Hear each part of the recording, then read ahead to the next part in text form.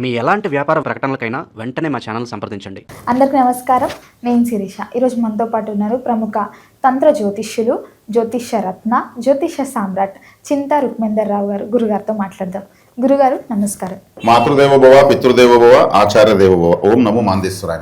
గురుగారు, చూస్తుండగా ఈ 2025 సంవత్సరం అయిపోయింది. సో నూతన సంవత్సరం 2026కి వచ్చేసాం మనం. సో ద్వాదశ రాశులైన వృషభ రాశి వారికి ఎలా ఉండబోతుంది అంటారు? ఎలాంటి జాగ్రత్తలు తీసుకోవచ్చు అంటారు?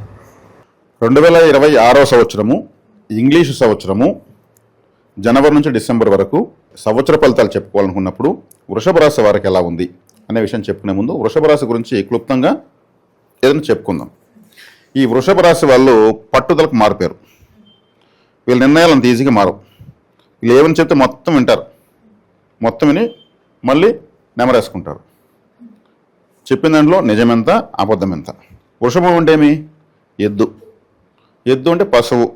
ఆవు చూడండి మొత్తం మేసేస్తుంది, ప్రశాంతం కూర్చుంటుంది, మళ్ళీ రివర్స్ తెచ్చుకొని మళ్ళీ నెమరేసుకుంటా కండ్లు మూసుకునేసి నెమరేసుకొని నీట్గా జీర్ణం చేసుకుంటుంది. అంటే ఆహారాన్ని వంట పట్టించుకుంటుంది.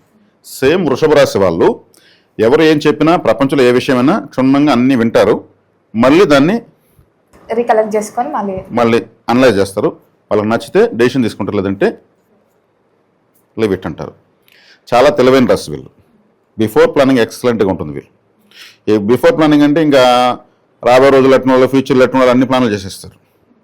రైతులు, ఇది వ్యవసాయ రాశి, ఇది కర్షక రాశి. అంటే ఇది వృషభం ఉంటే ఎద్దు కాబట్టి ప్రపంచాన్ని అన్నం పెట్టినటువంటి రాశి ఇది.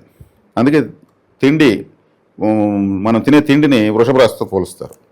ధన, వాక్కు, ఆహార స్థానంగా చెప్తారు. ఇది వాక్ అంటే మనం నోరు కదా, నోటి దనగా తింటాము కాబట్టి అది పరిస్థితి. కాబట్టి ఈ వృషభ రాశి వాళ్ళు ఈ సంవత్సరం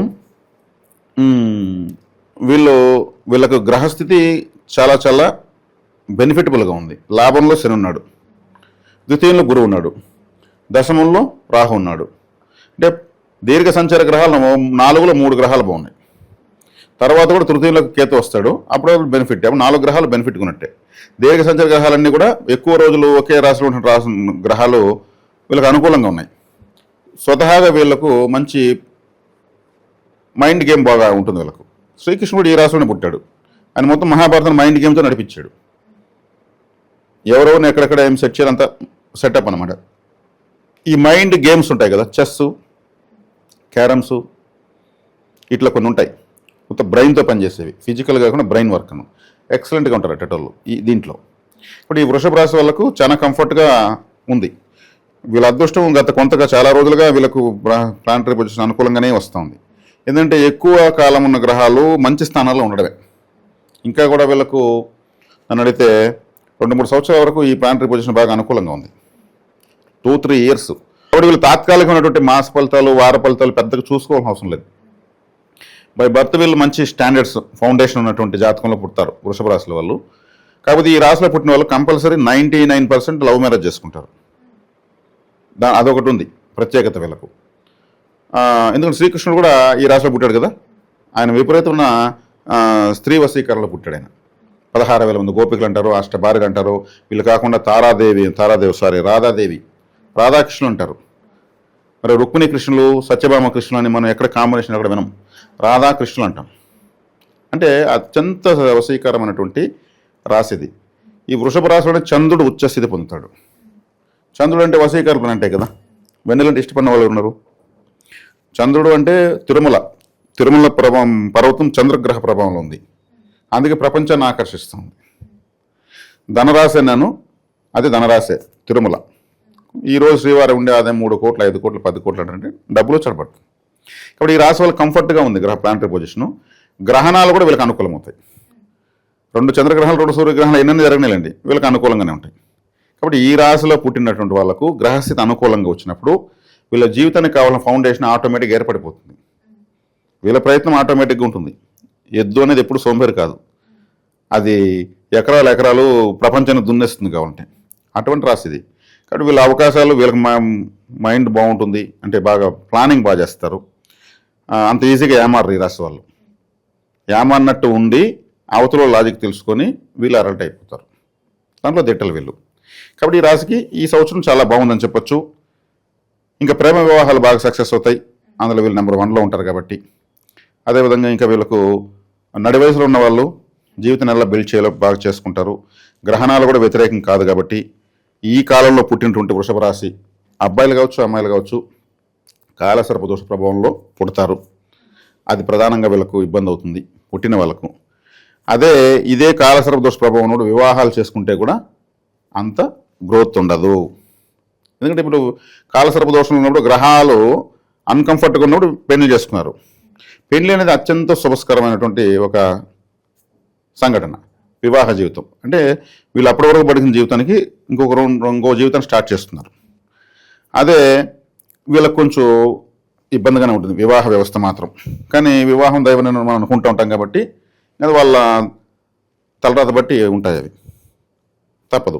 ఇప్పుడు పెళ్లికి కాలసర్పదోష గ్రహాలు అంటే వాటిని పక్క పోమని చెప్పలేం కదా, అది కష్టమవుతుంది.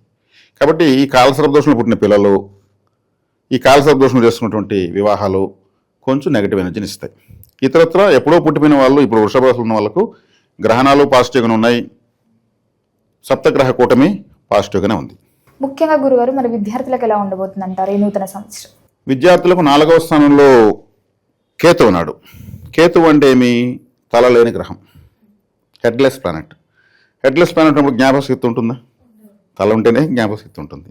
ఆ కేతు అక్కడ ఉండడం వల్ల బాగా చదివే బ్రిలియంట్ స్టూడెంట్ కూడా ఇంకొన్ని మార్కులు వచ్చుంటే బాగున్నాయి అబ్బాయికి అనే విధంగా మార్కులు వస్తాయి, మంచి మార్కులు వస్తాయి. ఇప్పుడు అందరూ ఒక 95, 97, 98 ఈ స్టూడెంట్కి అని కన్ఫర్మ్ చేసినట్టు అబ్బాయి కూడా ఒక 90 వస్తాయి. 5 తగ్గిపోయినాయా అనిపిస్తుంది. అంటే తగ్గింది కేవలం 5. తను తెచ్చిన 90 ఇయర్లీ వచ్చేసాడు. కానీ అతనికి ఆ 5 లేదా 1, 2 మార్కులు కొంచెం వెలితిని చూపిస్తాయి. మరి డల్ స్టూడెంట్స్ అయితే తగ్గిపోతాయి. 4వ స్థానంలో విద్యాస్థానంలో ఎవరు? కేతు ఉన్నాడు కాబట్టి. మరి ఇక్కడ 2వ స్థానంలో గురువు ఉన్నాడు వాక్ స్థానంలో కాబట్టి రమారమే యావరేజ్గా లాగేస్తారు, ఇబ్బంది ఏం లేదు. కానీ కొంచెం ఎఫర్ట్ పెట్టుకోవడం బెటర్, ఎందుకంటే కేతు గ్రహం 4వ ఇంట్లో విద్యాస్థానంలో ఉన్నాడు కాబట్టి కొంచెం ఎఫర్ట్ పెట్టేది మంచిది. అలాగే గురుగారు ఎవరికైతే వివాహం జరగలేదో వారికి వివాహ యోగం ఉందంటారా? వివాహ యోగము అంటే ఈ రాశి మన సప్తమాధిపతి కూడా 10లోకి వస్తున్నాడు. అదేవిధంగా ఆడవాళ్లకు భర్త కారకుడు కుజుడు, మగవాళ్లకు భార్య కారకుడు శుక్రుడు, ఇద్దరు కలిసి 10లోకి వస్తున్నారు ఫిబ్రవరిలో. అంటే అక్కడ రాహువు అందు సప్తగ్రహ కూటమి వస్తుంది. కొంచెం జాతకాలు చూసి చేసుకోవడం బెటర్. వివాహ యోగం అయితే ఉంది, జాతకాల కాంబినేషన్ ఇంపార్టెంట్ కదా. ఇప్పుడు ఏం చూస్తున్నారు వివాహ విషయం అంటే అమ్మాయి ఎరగా ఉందా లేదా, కళ్యాణ మండపం రెడీగా ఉంది, కట్నం బాగిస్తున్నారు, ఇవి చూస్తున్నారు. జాతకాలు చూస్తున్నారా? అంటే ప్రాధాన్యత దేనికి ఎక్కువ ఇస్తున్నారు? కట్న కానుకలకు, కళ్యాణ మండపాలకు ఆ అమ్మాయికి ఇస్తున్నారు. మిగిలిన వాటికి జాతకాలు గ్రహ పొంతలు కుదరకుండా ఇవన్నీ కూడా ఏం చేస్తాము? కాబట్టి జాతకాలు చూసుకోవాలి. అందుకని కాలసర్ప దోష ప్రభావంలో వివాహం అనేది కొంచెం ఇబ్బందికరం నేను చెప్పాను. ఇప్పుడు వివాహ విషయంలో కొంచెం ఇంటెలిజెంట్గా చూపించాలి. విదేశీ ప్రయత్నాలు మాత్రం వీళ్ళు ఎప్పుడు చేయకూడదు. విదేశీ ప్రయత్నాలు ఎప్పుడు కలిసి రావు. వీళ్ళు కాబట్టి పోవచ్చు, తిరగచ్చు, రావచ్చు. ఆ దేశం ఎలా ఉంది, ఈ దేశం ఎలా ఉంది. వీళ్ళు కూడా పెద్దగా వెళ్ళరు. అక్కడ పోయి 10 రూపాయలు సంపాదించి ఇక్కడ 2 రూపాయలు సంపాదించి 2 1 సామెతలు చెప్పేవాళ్ళు వృషభ రాశి వాళ్ళు. విదేశీ ప్రయాణాలు సరిగ్గా ఉండవు. వీళ్ళకు వయసు పెరిగే కొద్దిగా నిద్ర తగ్గిపోతుంది. వీళ్ళకు సరైన నిద్ర, కలత నిద్ర వస్తుంది. అది ఈ రాశి వాళ్ళకు సహజంగా ఉండేది. అలాగే గురుగారు ఎవరికైతే వివాహం జరిగిందో వారికి సంతాన యోగం ఉందంటారా? సంతాన యోగం గ్రహాలు బాగున్నప్పుడు ఉంటుంది. కుటుంబ స్థానంలో గురువు ఉన్నాడు. కుటుంబం అంటే మీ భార్య పిల్లలు, సంతానకారకుడు కుటుంబ స్థానంలో ఉన్నాడు. ఇక్కడ వచ్చేకాడికి ఈ కాలసర్ప దోష ప్రభావంలో పుట్టినప్పుడే వాళ్ళ జీవితం ప్రశ్నార్థకమవుతుంది. కాలసర్ప దోషం పైన ఎందుకు ఇలా ఇంత దగ్గర చెప్తున్నానంటే కాలసర్ప దోషం అనేది ప్రధానంగా చదువులోను, తర్వాత ఉద్యోగము, తర్వాత వివాహము, తర్వాత పిల్లలు అనే విషయంలో ప్రభావం చూపిస్తుంటే సరైన దాంపత్యం ఉండదు. తర్వాత పిల్లల పుట్టడం ఆలస్యం అవుతుంది. కెరీరు, పరువు ప్రతిష్టలు, వీటన్నిటిపైన ప్రధానమైన విషయాలను డ్యామేజ్ చేస్తూ వస్తుంది. మనకు తెలియకుండా ఎక్కువగా ఊహించుకుంటూ బతికిపోవడము, ఏదో జరిగిపోతుంది, మనం ఏదో గొప్ప స్థాయికి వెళ్తున్నాము అని ఊహించుకుంటూ ఉంటారు కాలసర్ప దోషం వాళ్ళు. వాస్తవం చూసాడు జరగదు. అంటే విజువలైజేషన్లకి పెట్టేస్తుంది, లైఫ్ని అంచనాల్లో పెడుతుంది, థియరీలో పెడుతుంది, ప్రాక్టికల్లో జీరో చేసేస్తుంది. తెలియకుండా వెనక్కి తిప్పుతా వస్తుంది జీవితాన్ని. సర్పతో గ్రహాలు వెనక్కిగా తిరుగుతాయి కాబట్టి వెనక్కి చెప్పేసి జీరో చేసేస్తుంది. వీళ్ళు ఇంకా మధ్యలో వచ్చేటువంటి ఈ వార పొలాలు, మాస పొలాలు చూసి మోసపోతుంటారు. నా రాశికి ఈ మాసం బాగుందంటని.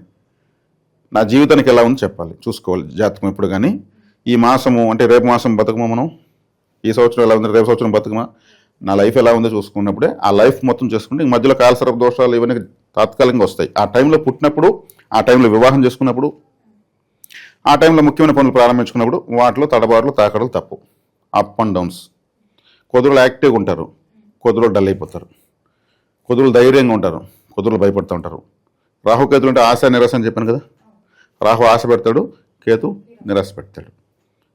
ఈ రెండే జీవితం వేసి దీనిపైనే ఆశ నిరాశలపైన ఎన్నో సినిమాలు, పాటలు ఎన్నో కూడా వచ్చేసాయి.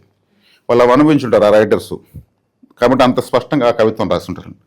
కాబట్టి కాలసర్ప దోష ప్రభావము వివాహ వ్యవస్థలకు, ఈ సమయంలో పుట్టిన పిల్లలకు కొంచెం ఇబ్బందికరం చెప్పొచ్చు. గ్రహణాలు అయితే వీళ్ళకు ఇబ్బంది ఏం లేదు, కానీ ప్రపంచారిష్టం అయితే మాత్రం 100% ఉంది. అలాగే గురుగారు, సినీ రంగంలో ఉన్న వారికి, రాజకీయ రంగంలో ఉన్న వారికి ఈ నూతన సంవత్సరం ఎలా ఉండబోతుంది అంటారు? సినీ రాజకీయ నాయకులకు చాలా బాగుందని చెప్పొచ్చు. ఎందుకంటే రాజకీయము అంటేనే పదవ స్థానం. పదవ స్థానం అంటే పదవి అని అర్థం. ఆ పదవి అనే స్థానంలోకి సప్తగ్రహ కూటమి వస్తుంది. అంటే ఎత్తుగడలు, ఎత్తులు పై ఎత్తులు అంటారు కదా. రాజకీయం అంటే ఎత్తులు పై ఎత్తులు, అవకాశవాదము, ఇవన్నీ పదవి వ్యామోహము. అక్కడ రాహువే ఉన్నాడు. రాహు వచ్చి రాజకీయ ఎత్తులకు ఆయనే స్టింగ్ మాస్టర్. ఆయన అంటే ఇక్కడ మళ్ళీ గ్రహాలు కూర్చున్నాయి కాబట్టి ఇవి ఎవరి పక్కన ఎక్కువ ఎమ్మెల్యేలు ఉంటే వాళ్ళు ముఖ్యమంత్రి అన్నట్లు, ఎవరికి ఎక్కువ అనుచరులు ఉంటే వాడు పెద్ద లీడర్ అన్నట్లు. రాహుతో కూడా ఎక్కువ గ్రహాలు కలుస్తున్నాయి. రాహు ఎత్తుగడలు వేసే దాంట్లో నెంబర్ 1 ప్లానెట్. కాబట్టి వీళ్ళకి రాజకీయ ఎత్తుగడలు బ్రహ్మాండంగా వేస్తారు. ఈ రాశి ప్రభావంలో ఉన్న వాళ్ళు ఖచ్చితంగా బెనిఫిట్ పొందుతారు. దానికి కారణం రాహువే. కాబట్టి రాజకీయ వాళ్ళకు అధిక విధంగా సినిమా అన్నారు కాబట్టి సినిమా ఈ రాశికి శుక్రుడు అధిపతి. శుక్రుడు అంటేనే సినిమా, సినిమా అంటే శుక్రుడు. కళారంగం. ఇప్పుడు సినిమాల్లో హీరోనో హీరోయిన్ అయితేనే సినిమా రాజయోగం కాదు.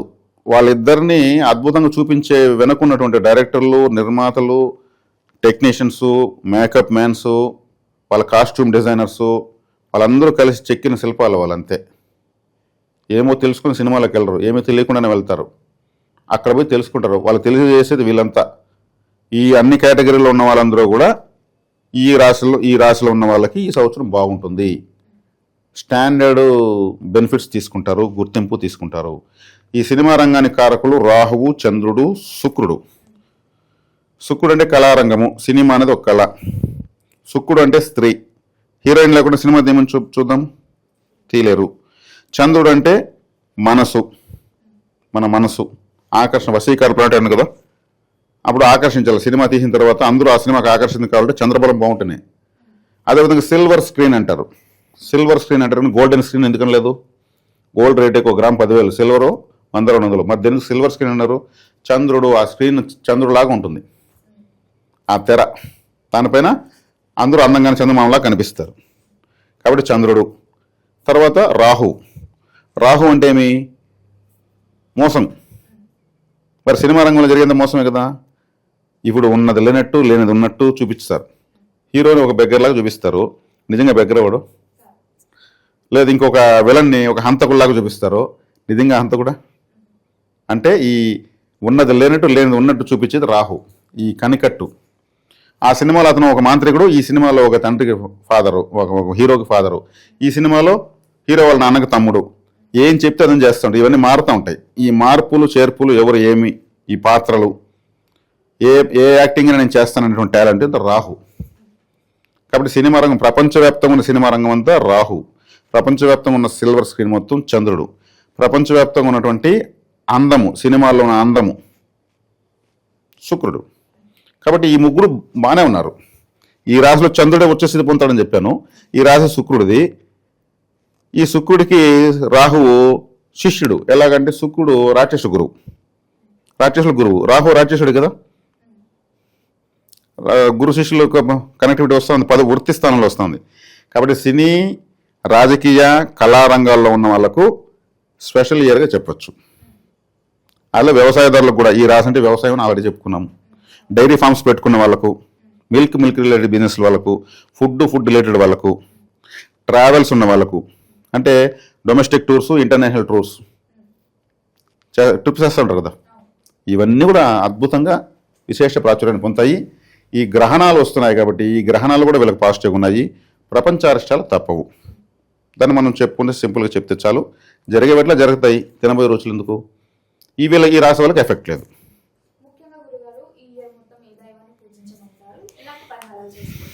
వీళ్ళు ఏ దైవాన్ని పూజించవచ్చు అంటే ఇప్పుడు ఈ సంవత్సరం అంటే మీ 12 నెలలు కాలము, 12 నెలలు ఒక కాలం, 12 ఇయర్స్ ఒక టైమింగ్. మరి కాలం అంటే ఎవరు? కాలభైరవుడు, కాలాన్ని శాసించేవాడు. ముందుకి తిప్పుతాడు, వెనక్కి తిప్పుతాడు, ఆపేస్తాడు. కాబట్టి ఈ రాశి వాళ్ళే కాకుండా ప్రతి ఒక్కరు కూడా, ప్రతి రాశి వాళ్ళు కూడా కాలభైరవ ఆరాధన చేయడం చాలా ఉత్తమం, అత్యుత్తమం. కాలభైరవ ఆరాధన చేస్తే కాల పురుషుడు అన్నాము ఇప్పుడు జ్యోతిష్ శాస్త్రాన్ని, ఆ కాల పురుషుడే కాలభైరవుడు. ఇంతకుముందు మేషరాశులు చెప్పాం ఏనాడు శని ప్రభావం ఉందని.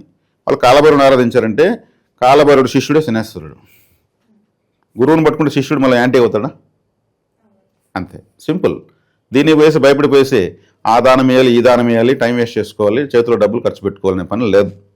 ఈ రాయి వేసుకోవాలి, ఆ రాయి వేసుకోవాలి, ఈ యంత్రం పెట్టుకోవాలి, అంతా ఏం లేదు. దైవారాధనలోకి వెళ్తే గ్రహం పనిచేస్తుంది. సింపుల్, మనం అదే చెప్తున్నాం. లేదు మా దగ్గర మేమేదో హోమాలు చేస్తాం కూడా చెప్పడం లేదు. అది వ్యాపారం, అది మాకు ఇష్టం లేదు. కాబట్టి కాలభైరవ ఆరాధన ప్రతి రాశి వాళ్ళు చేసుకోవాలి. అందులో భాగంగా వృషభ రాశి వాళ్ళు కూడా చేసుకోవాలి. తమిళలో కాలమాడు అంటారు, కాలై మాడు అంటారు. కాలై మాడు అంటే ఎద్దు. వాళ్ళు మనం బతికించేది కాలపురుషుడు సమానమైందని ఎద్దును వాళ్ళు భావిస్తారు. ఆ జల్లికట్టు ఇవన్నీ కూడా వాటిని సంతోషపెడతారు, పశువులకు పండగ చేస్తారు, ఆనవాయితీ అది. 2026 నూతన సంవత్సరం వృషభ రాశి వారికి ఎలా ఉంటుందో తెలియజేసినందుకు ధన్యవాదాలు.